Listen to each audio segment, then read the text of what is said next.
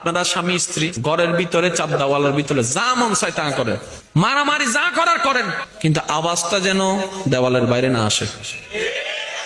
দরজা খোলার সাথে সাথে আপনি বলবেন আমি সর্বোচ্চ ভালোবাসি আমার বউকে, আপনার বউ বলবে আমি সর্বোচ্চ সম্মান করি আমার স্বামীকে। যা কিছু হয়েছে ভিতরে তৃতীয় পক্ষ শোনার দরকার নাই। স্বামী স্ত্রীর ভিতরে কখনো তৃতীয় পক্ষকে সুযোগ দিবেন না, কারণ যত ঝামেলা সব তৃতীয় পক্ষের কারণে হয়। ভাই ভাইয়ের ঝগড়া আপনার এলাকায় আছে, দেখেন মামলা হয়েছে, মাঝখানে তৃতীয় পক্ষ আছে। আর একটু জোরে বলেন না। ভাই বোনের চেহারা দেখে না, বোন ভাইয়ের চেহারা দেখে না, ভালো করে খেয়াল করেন, মাঝখানে তৃতীয় পক্ষ আছে। স্বামী স্ত্রীর মধ্যে ডিভোর্স এসেছে, মাঝখানে তৃতীয় পক্ষ। সেই তৃতীয় পক্ষ যেই হোক না কেন, এমনকি নিজের ঘরের মানুষ হলো, তাওকে স্পর্ধা দেওয়ার দরকার।